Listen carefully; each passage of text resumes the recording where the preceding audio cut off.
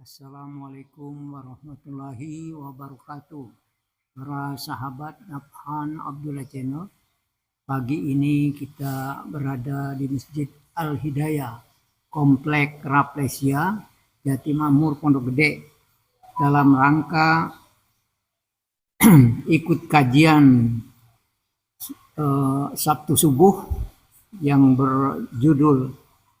bertemakan amalan-amalan sunnah untuk menghadapi akhir zaman yang akan dibawakan oleh Ustadz Saiful Kamal LC. Para sahabat sekalian, silakan mendengarkan kajiannya. Wassalamualaikum warahmatullahi wabarakatuh. Bismillahirrahmanirrahim. Assalamualaikum warahmatullahi wabarakatuh.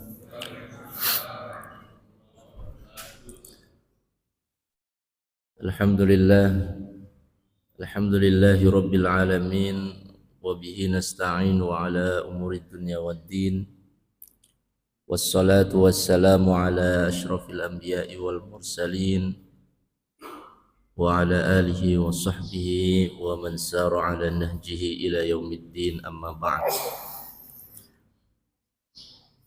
Faqad qala Allah ta'ala fil Qur'anil Karim, a'udzu billahi minasy syaithanir rajim. Innal ladzina qalu rabbuna Allah tsumma istaqamu tatanazzalu 'alaihimul malaikatu alla takhafu wa la tahzanu wa abshiru bil jannati allati kuntum tu'adun. Al-ayah. Hadirin hadirat masjid jamaah Masjid Al-Hidayah yang dirahmati Allah Subhanahu wa taala. Rasanya pagi hari ini tidak ada yang lebih berharga, tidak ada yang lebih indah, karena kita diberikan keindahan bisa melaksanakan sholat subuh berjamaah. Maka tidak ada yang layak kita ucapkan pada pagi hari ini kecuali untayan ucapan Alhamdulillahi Rabbil Alamin. Dan sholawat terbaik kita haturkan kepada makhluk terbaik, qudwah suri tauladan terbaik Nabi Muhammad sallallahu alaihi wasallam, dengan mengucapkan Allahumma shalli ala sayyidina Muhammad.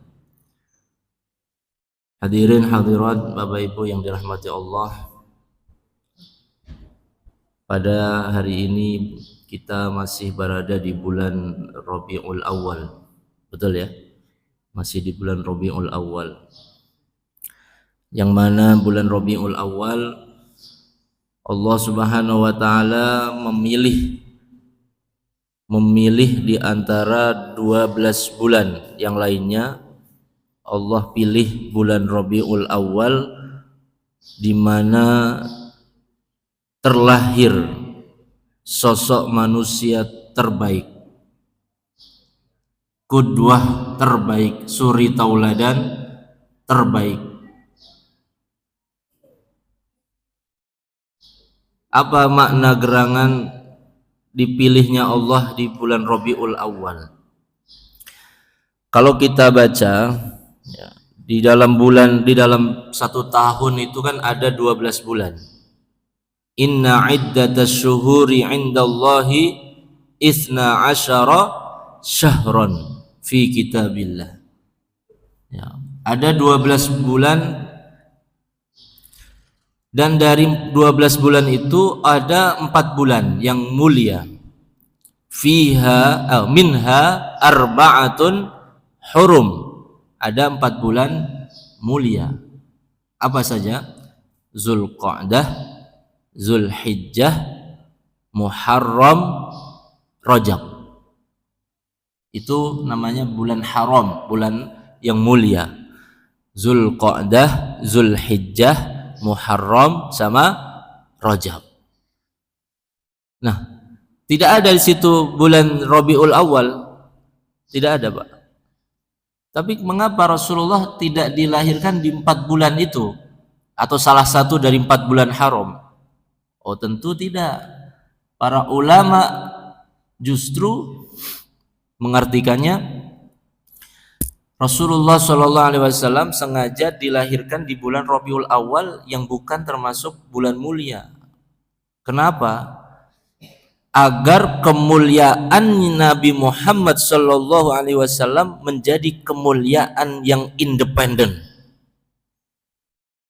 Kemuliaan Nabi Muhammad Shallallahu Alaihi Wasallam menjadi kemuliaan yang independen, tidak ikut atau nebeng bahasanya ya bahasa sekarang, ikut nebeng kemuliaan bulan, tapi memang kemuliaan yang bersumber langsung dari diri Nabi Muhammad SAW.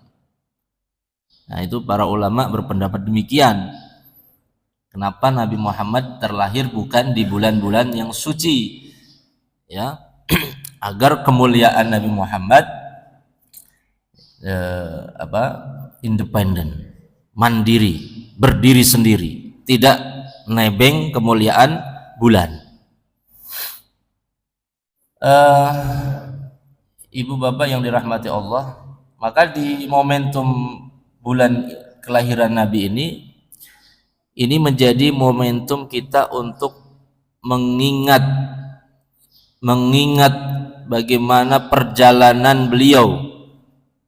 Ya, saya yakin belum tentu kita semuanya kenal dengan Nabi kita. Apalagi anak-anak sekarang, Pak. Anak-anak sekarang itu kalau ditanya idolanya, ya, kalau dia ngidolain Ronaldo, waduh, tanya aja semuanya, tahu dia. Ya. Makanan favoritnya tahu dia. Makanan favoritnya Rasulullah apa? Makanan favoritnya Rasulullah apa? Tahu nggak? Warna favorit Rasulullah apa kan? Kalau anak sekarang tanya tuh, idola mereka siapa? Ronaldo. Tanya segala sesuatu tentang Ronaldo, tahu mereka. Tapi kalau ditanya tentang Rasulullah, nggak tahu. Ya. Sehingga momentum Maulid seperti ini kita harus mendekatkan lagi sosok Nabi kita itu. Jangan hanya sebagai Nabi yang memerintah dan melarang. Nah, problem kita, Pak, entah itu orang tua, entah itu guru di sekolah, ya, hanya menceritakan Nabi dicitrakan sebagai pemerintah atau perintah dan larangan. Rasulullah merintah, Rasulullah melarang, Rasulullah merintah, Rasulullah melarang. Ya, jadi nggak asik. Jadinya Rasulullah itu menakutkan. Merintah perang, merintah sholat, merintah zakat, merintah melarang ini, melarang itu, kok nggak asik sekali. Coba tanya anak-anak tuh, kalau ada orang tua kerjaannya cuma dua itu nggak asik gitu. Bapak saya sukanya merintah melarang, perintah melarang. Jadi mendekatkan sosok Nabi itu jangan cuma dua sisi itu, tapi perlu digali sisi lain dari Nabi itu. Nabi itu orangnya asik, Nabi itu orangnya akhlaknya baik, Nabi itu pemaaf, Nabi itu penyabar, Nabi itu orangnya suka bercanda. Itu yang harus dihadirkan. Jangan melulu, ya, bukan berarti kita nggak boleh. Jangan melulu yang dihadirkan tuh sosok Nabi suka merintah, suka larang, merintah larang, suka mengancam, kalau nggak mau diancam segala macam. Wah, itu sosok menakutkan, nggak relate sama anak sekarang bahasanya, ya. Jadi bagaimana seorang Nabi itu sangat mencintai kita umatnya, itu harus dihadirkan. Contoh cintanya Nabi ke kita apa? Nabi itu pernah berdoa untuk Aisyah, Allahumma ighfir li Aisyah. Jadi Aisyah itu pernah minta doa kepada Nabi, ya Rasulullah ud'ullah li, ya Rasulullah doakan aku. Kemudian Rasulullah mendoakan Aisyah, Allahumma ighfir li Aisyah ma taqaddama wa ma ta'akhkhar wa ma a'lanat wa ma asarrat. Ya Allah, ampunilah Aisyah dosa-dosa yang lalu, dosa yang akan datang, apa yang dia lakukan terang-terangan maupun sembunyi-sembunyi. Kemudian Rasulullah, karena didoakan oleh Rasulullah, Aisyah ini tersenyum lebar, tersenyum lebar, bahagia sekali, bahagia sekali.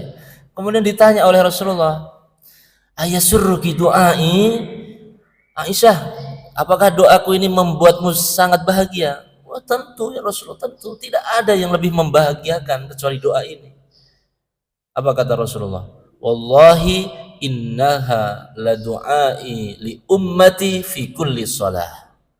Demi Allah wahai Aisyah, doa yang aku panjatkan kepadamu itu adalah doa yang sama aku doa atau aku panjatkan untuk umatku setiap sholat. Setiap sholat. Jadi Rasulullah selalu mendoakan. Nah, itu salah satu contoh cintanya Nabi. Contoh lagi, Nabi Muhammad itu, jadi kalau dalam hadis diriwayatkan itu, likulli nabiyyin da'watun mustajabah. Setiap nabi, setiap rasul itu Allah Subhanahu wa taala bekali mereka itu satu doa yang amat sangat mustajab. Satu doa yang amat sangat mustajab. Maksudnya apa? Kalau doa itu dibaca, itu doa pamungkas. Hari itu juga dikabulkan. Setiap nabi dan rasul itu punya satu doa itu. Fata'ajjala kullu nabiyyin min qabli. Semua nabi sebelumku sudah menggunakan hak privilege. Hak privilege ini. Minta apapun diturutin gitu loh bahasanya.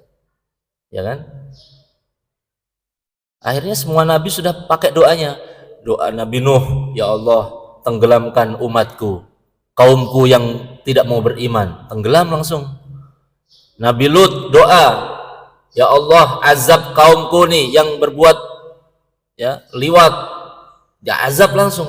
Itu namanya doa mustajab dan itu privilege Nabi. Semua Nabi dapat satu doa. Fata'ajjala. Tapi kata Nabi, walakinni ikhtabatu, saya simpan doa saya ini, simpan, doanya belum dikeluarkan oleh Nabi. Kapan digunakan Nabi doa itu?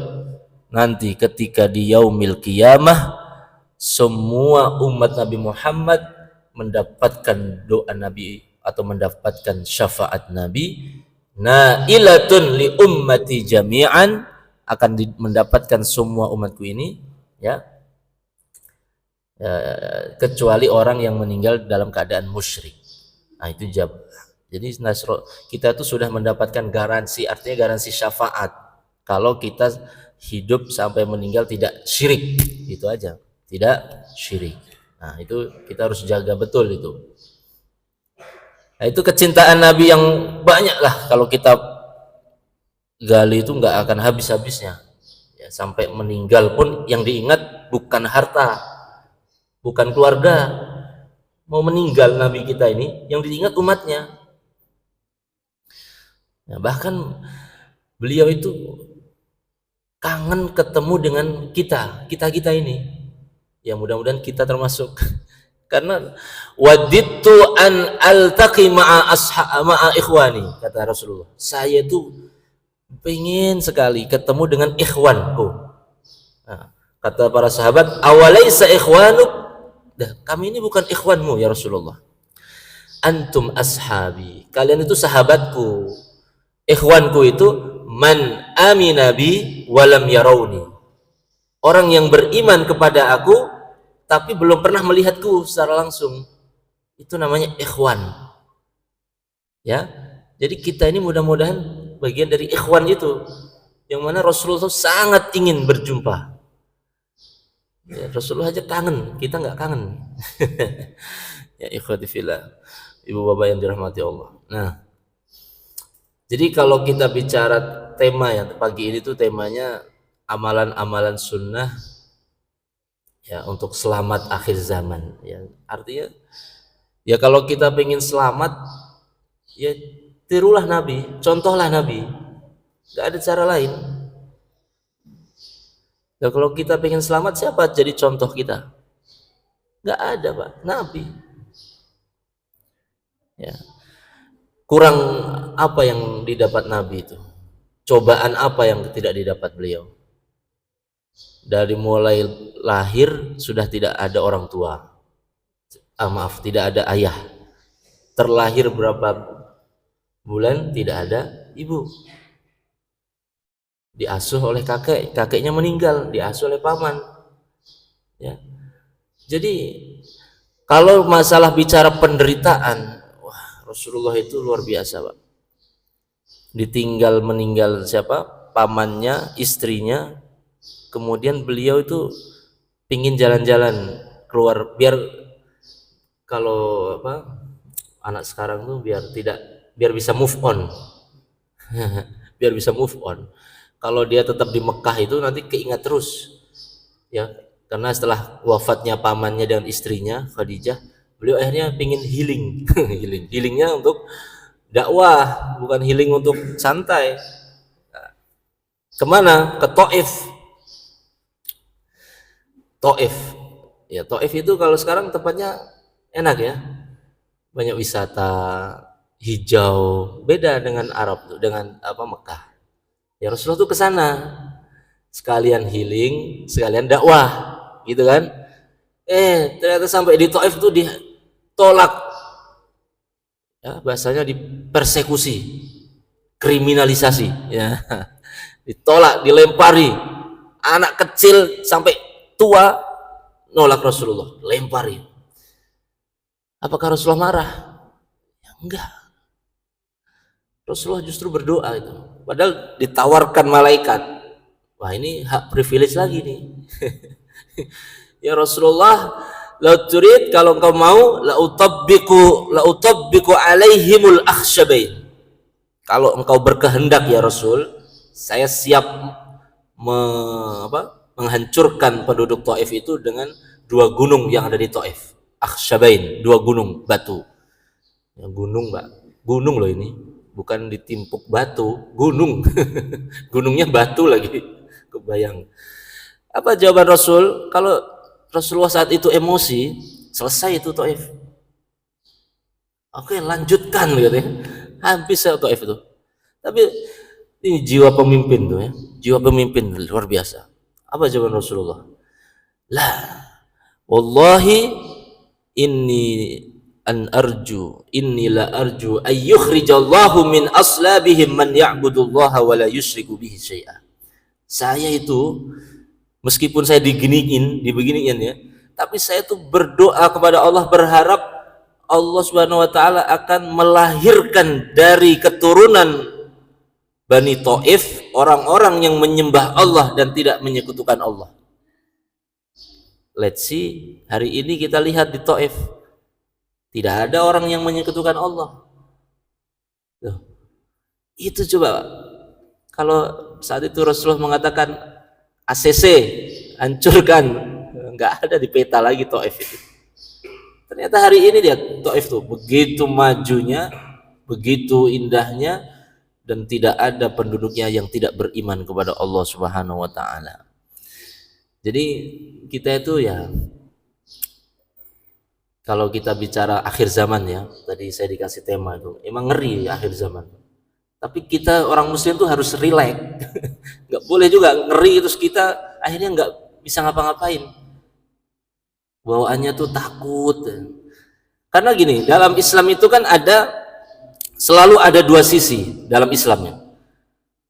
Rasulullah aja itu diutus oleh Allah, tugasnya 2 kan, basyiran wa nadhira, ya, sebagai pembawa kabar gembira, sebagai pembawa kabar atau peringatan. Coba itu kalau Rasulullah dakwahnya hanya memberi peringatan terus, awas ya, awas ya, awas ya, wah, itu takut semua umat. Jadi dakwah Rasulullah itu ya mix ini antara tabsyir wa indzar.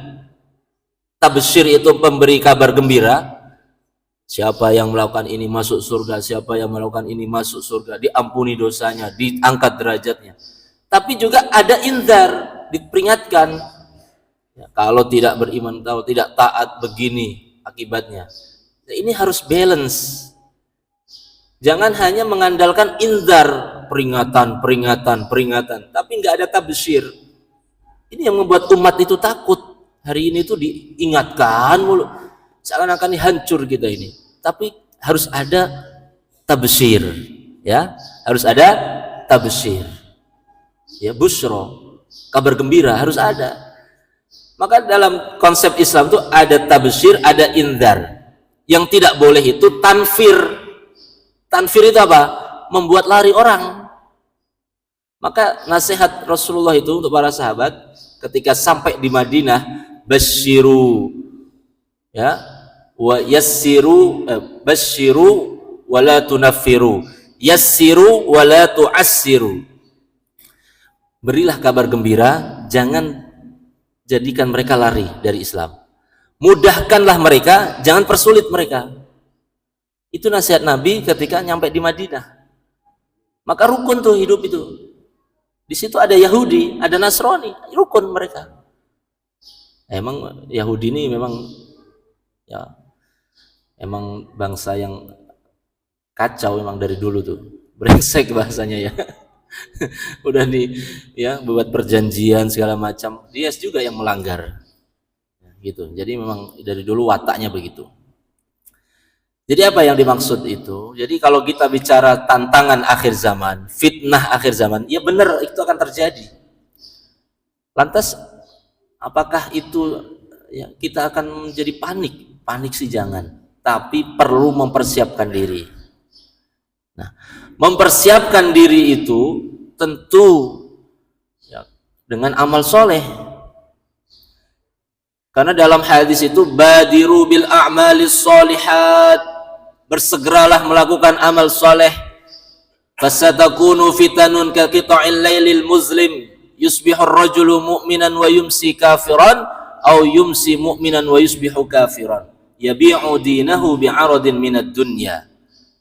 Bersegeralah kalian melakukan amal soleh, karena akan tiba suatu masa fitnah itu seperti datangnya malam gelap gulita. Efeknya banyak orang yang paginya muslim, mukmin, sore hari menjadi kafir, malamnya muslim, paginya jadi kafir. Nah ini kan artinya akidahnya banyak yang goyang, banyak yang goyang karena fitnah. Ya, apa dampaknya? Yabi'u dinahu bi'aradin minad dunya, mereka menjual agama dengan sedikit dunia. Kan banyak kan kayak gitu. Jadi menjual akidah karena dunia. Maka Pak, kita itu Allah berikan kita sifat mencintai. Cinta itu terhadap dua hal. Ya, cinta itu kalau tidak dikelola maka akan menjadi binasa. Contoh ya, cinta kepada Nabi, cinta kepada Rasul itu membawa kita ke surga. Karena ada seorang Arabi tanya kan, ya Rasulullah, kapan kiamat? Ya, apa yang kamu siapin? Oh, saya nggak banyak sholat, nggak banyak puasa, nggak banyak zakat, tapi saya mencintai Allah dan Rasulnya. Nah, kamu nanti dikumpulkan dengan orang yang kamu cintai di surga. Tapi ada juga cinta itu yang merusak diri. Apa? Cinta dunia. Ya. Wala yaqdhifunnallahu fi qulubihimul wahn. Nanti di akhir zaman itu Allah Subhanahu wa taala akan meletakkan ya di dalam hati orang-orang muslim itu penyakit wahn. Wa mal wahnu ya Rasulullah? Apa itu penyakit wahn? Hubbud dunya wa karahiyatul maut. Cinta berlebihan pada dunia dan takut mati. Ya karena kalau orang sudah cinta dunia, ya pasti dia takut mati. Karena udah cinta dunia, nggak mau tinggal, nggak mau meninggalkan, nggak mau lepas. Kalau cinta jabatan, nggak mau ninggalin jabatan, kan gitu konsekuensinya. Ya, cinta terhadap dunia berlebihan, ya nggak mau ninggalin dunia, nggak mau mati. Itu maksudnya hubbud dunya wa karahiyatul maut. Jadi sama-sama kata sifat cinta, tapi kalau diletakkan pada tempat yang berbeda, hasilnya berbeda.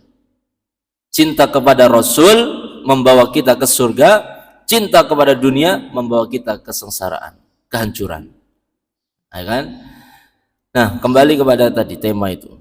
Jadi apa yang dilakukan? Ya tentu dengan amal soleh. Dan amal soleh itu banyak Ustaz. Ya udah, kalau banyak masa kita pilih-pilih. Ya, jadi yang jelas itu kuncinya kalau ingin selamat sampai akhir zaman itu, yang pertama itu adalah istiqomah, ya kan?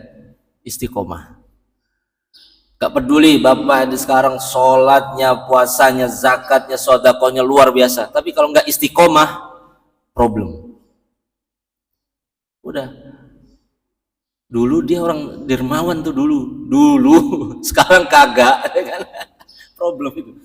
Oh, dulu rajin di masjid itu. Saya selalu ketemu di masjid jamaah. Sekarang, wallahu a'lam. Jadi kuncinya itu istiqomah. Kalau pengen selamat di akhir zaman ya istiqomah. Ya. Kalau nggak istiqomah habis. Karena musuh Islam itu, khususnya setan itu, selalu memantau nih. Kapan orang ini tidak istiqomah, artinya dia menghindar dari jamaahnya, maka dia seperti kelompok kambing yang keluar dari gerombolannya, maka akan mudah diterkam oleh serigala. Serigala itu dia tidak akan berani menerkam gerombolan kambing yang berbaris. Gak berani dia. Dia menunggu ada satu rombongan itu yang keluar dari barisan, disitulah disikat dia. Begitupun juga kita. Kalau kita masih bersama-sama seperti ini, masih akur, masih kumpul, masih berjamaah, ya, setan pun takut. Tapi kalau sudah mulai ada satu ini keluar dari gerobol, ya, dari kelompoknya, wah ini makanan empuk ini. Nah, ini jangan sampai, Pak. Jadi istiqomah itu luar biasa. Nah, untuk istiqomah itu juga perlu cara. Rasulullah itu pernah ditanya sahabat. Pernah suatu hari Rasulullah itu rambutnya beberapa helai itu memutih, beruban. Kemudian para sahabat ada yang nanya tuh, kenapa rambut engkau beruban Rasulullah? Syayyabatni Hudun wa akhwatuha. Rambut saya ini beruban, hubannya nggak banyak waktu itu. Ada yang mengatakan hanya 5 helai, 10 helai gitu ya.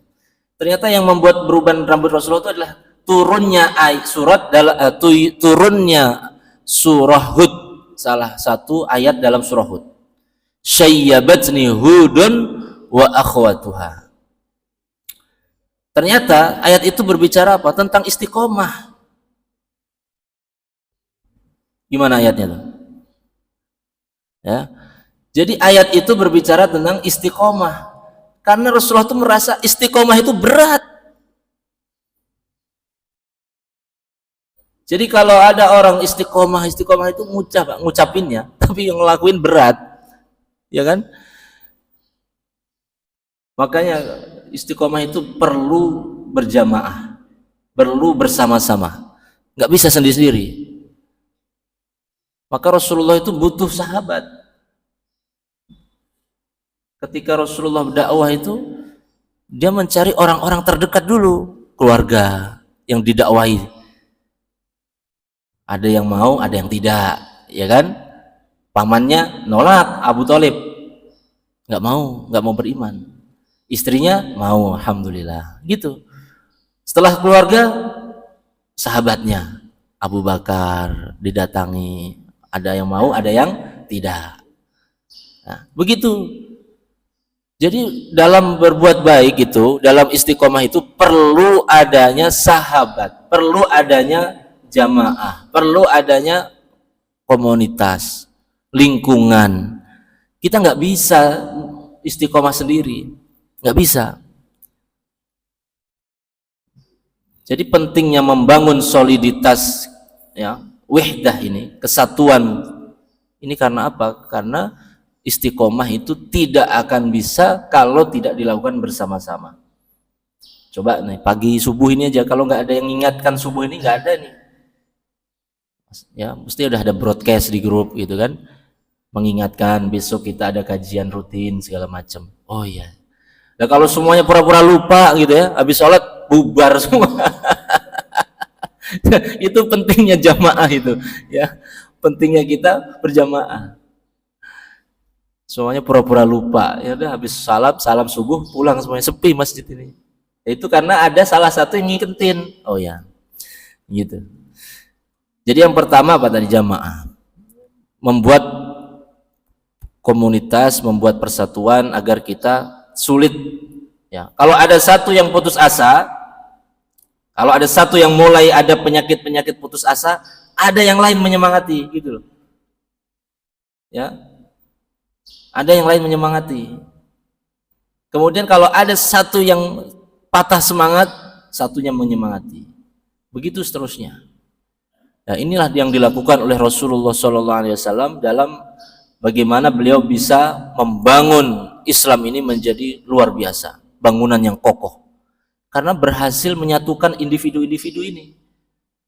Nah, puncaknya waktu di Madinah, beliau menyatukan dua kelompok yang berseteru, yang perang saudara, ya, suku Aus dan suku Khazraj. Itu dua suku itu nggak pernah akur, Pak. Ya, Persija Persib lah. Tapi sekarang udah akur, calonnya ke Jakarta. Gitu ya. Jadi, ya, Aus dan Khazraj ini berseteru sepanjang masa, nggak mau akur. Rasulullah datang, itu yang dilakukan Rasulullah itu adalah mendamaikan mereka. Karena buat apa, Pak? Jumlahnya besar, tapi kalau berantem antar kelompok buat apa kita itu? Umat Islam ini besar, Pak. Di Indonesia bilang mayoritas, kita mayoritas. Tapi kalau di dalamnya berantem ngapain? Gitu loh. Dan Rasulullah itu tahu, kalau umat Islam ingin maju, umat Islam ingin bersatu, beresin itu. Jadi kelompok-kelompok didamaikan jadi satu. Ya, artinya didamaikan itu nggak harus yang suku Aus masuk suku Khazraj, yang suku Khazraj masuk suku Aus. Enggak, ya tetap sukunya masing-masing, tapi jangan egosentris kelompoknya masing-masing itu didahulukan egonya.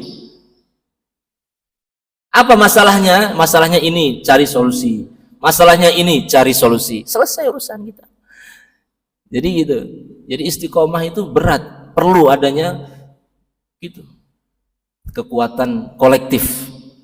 Kekuatan kolektif. Nah, ini adanya masjid, adanya kajian ini sebagai kekuatan kolektif. Kita nggak bisa sendiri-sendiri. Mau masuk surga kok sendiri-sendiri. Makanya ada surah Az-Zumar. Zumar itu kelompok. Ya. Wasiqal ladzina taqaw rabbahum ilal jannati zumara. Kalau nanti orang masuk surga itu oleh Allah dikelompok-kelompokkan masuknya, enggak satu-satu. Kalau orang enggak punya kelompok, dari kelompok mana ente? Saya hadir Masjid Al-Hidayah. Masjid Al-Hidayah. Ya.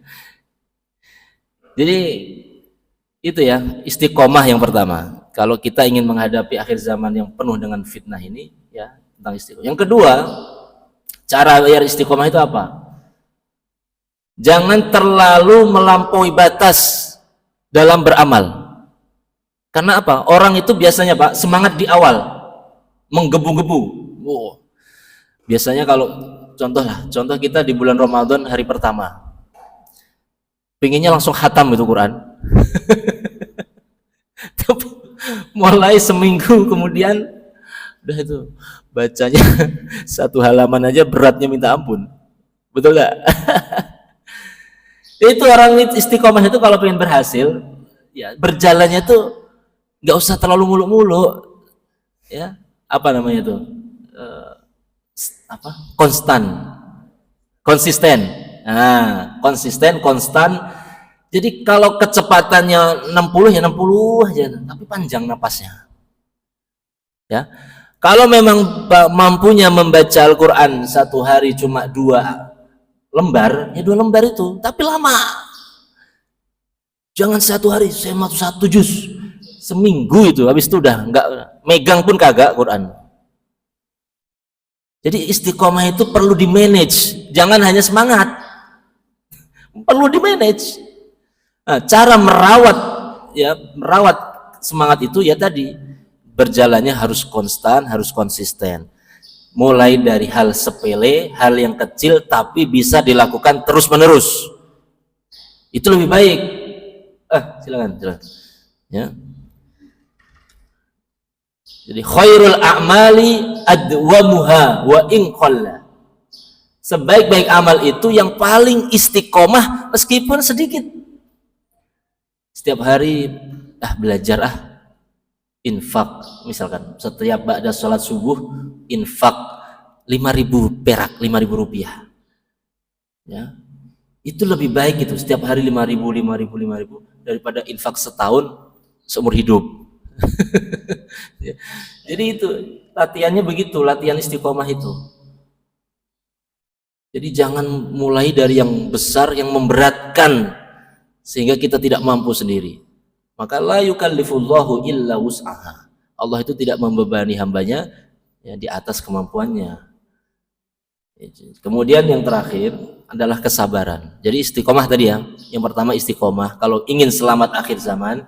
Yang kedua dengan sabar. Karena begini, dalam hadis itu disebutkan begini. Sayati ala ummati as-sabiruna fihim ya kal qabidi 'alal jamri. Akan tiba suatu masa di umatku itu orang yang bersabar di antara mereka itu seperti orang yang memegang bara api di tangannya. Kira-kira banyak yang kuat gak bara api ini? Bapak megang bara api nih di tangan, yang nyala nih di tangan, pasti banyak yang melepas.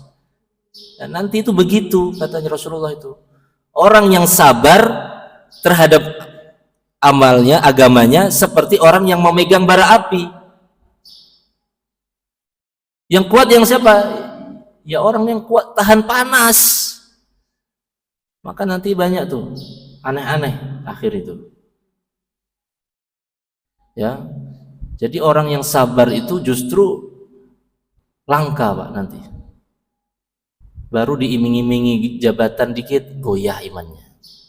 Bahasanya gitu ya. Karena nggak sabar. Ya.